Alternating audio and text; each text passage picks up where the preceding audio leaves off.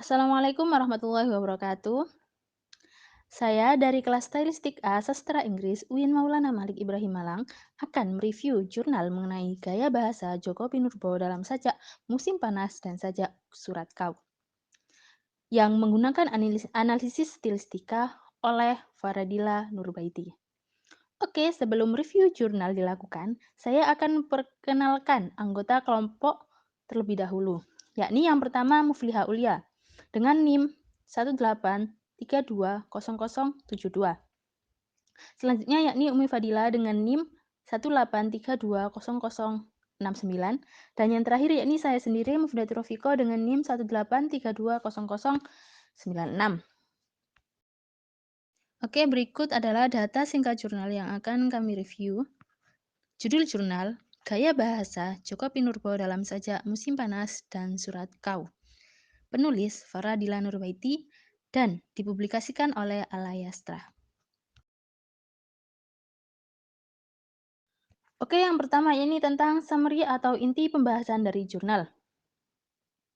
Kesimpulan dari jurnal yang berjudul Gaya Bahasa Joko Pinurbo dalam Sajak Musim Panas dan Surat Kau, Analisis Stilistika, yakni tentang gaya bahasa yang diaplikasikan oleh seorang penyair Indonesia, yakni Bapak Joko Pinurbo dalam sajaknya yang berjudul Musim Panas dan Sajak Surat Kau, yang pemilihan kedua sajak tersebut dilatar belakangi oleh rentang waktu penulisan yang cukup lama, yakni pada tahun 1985, Pak Joko Pinurbo menulis sajak yang berjudul Musim Panas dan pada tahun 2013 beliau menulis sajak yang berjudul Surat Kau.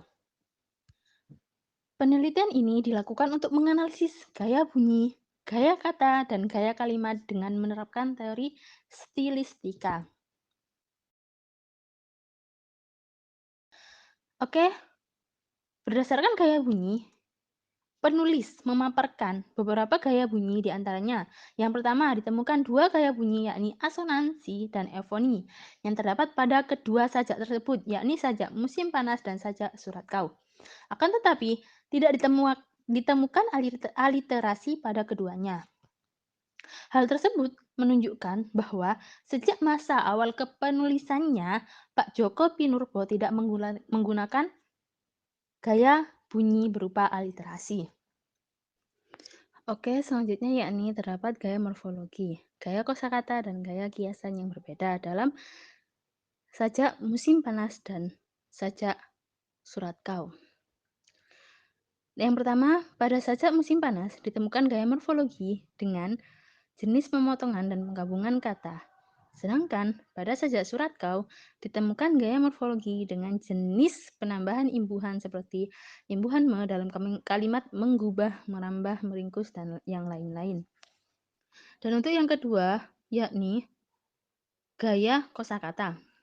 Dalam sajak musim panas, gaya kosakata yang digunakan adalah gaya kosakata sehari-hari.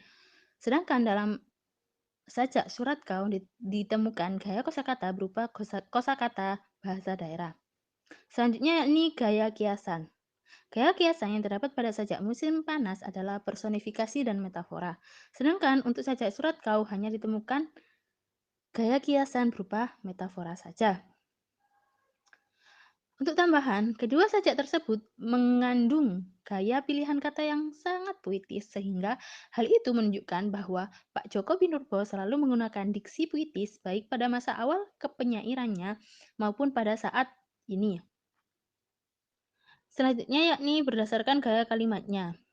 Ditemukan gaya pengontrasan berupa bentuk paradoks pada sajak musim panas. Sedangkan pada sajak surat kau menggunakan gaya repetisi berupa anafora. Hal tersebut menunjukkan bahwa sejak awal kepenyairannya, Joko Pinurbo menggunakan jenis gaya pengontrasan pada sajak-sajak karyanya. Oke, sekian dari saya dan selanjutnya akan dilanjutkan oleh Mufliha Ulia yang akan menjelaskan tentang poin yang menonjol dalam jurnal yang kami review.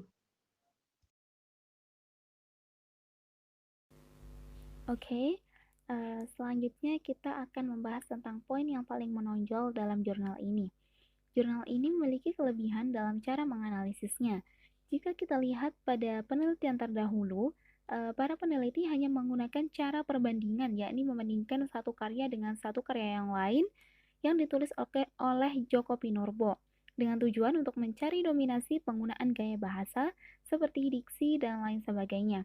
Akan tetapi, pada penelitian kali ini, peneliti hanya membandingkan gaya bahasa yang ditulis oleh Joko Pinurbo dalam dua sajaknya saja, yakni dalam karya yang berjudul Musim Panas dan juga Surat Kau.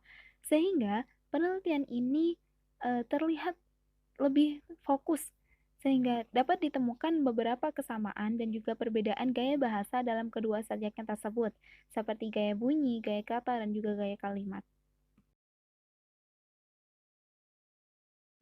Baiklah, selanjutnya adalah mengenai kekurangan pada jurnal ini yang telah kami temukan. Di sini kami menemukan beberapa kekurangan. Yang pertama adalah dari segi abstrak. Pada umumnya, abstrak memuat metode penelitian. Namun, pada jurnal ini, penulis tidak mencantumkan metode penelitiannya pada abstrak. Ia hanya menyebutkan teori stilistika sebagai teori untuk menganalisis data. Selain itu, jumlah kata dalam abstrak pada jurnal ini hanya 93 kata. Seharusnya penulis menulis sekitar 100-150 kata untuk abstrak, karena hal ini merupakan hal umum dalam penulisan abstrak. Oleh karena itu, sebaiknya ia mencantumkan metode penelitian pada abstrak. Lalu, jika dilihat dari segi kerapihan tulisan, jurnal ini ditulis kurang rapi karena terdapat beberapa awalan paragraf yang tidak ditulis menjorok ke dalam. Hal ini terjadi pada beberapa baris pertama paragraf baru, yaitu pada paragraf pertama pada bab pendahuluan, pada subbab gaya kata, pada paragraf pertama subbab gaya kalimat, dan pada paragraf pertama pada simpulan. Oleh karena itu, hendaknya penulis membuat setiap baris pertama paragraf baru menjorok ke dalam. Dan yang terakhir, dalam jurnal ini disebutkan bahwa metode yang digunakan adalah metode deskriptif kualitatif. Namun sayangnya, peneliti tidak menjelaskan lebih lanjut mengenai metode ini. Ia hanya menyebutkan bahwa metode ini digunakan karena ia akan menjabarkan dan mendeskripsikan hasil analisis datanya secara informal. Seharusnya ia menyebutkan alasan.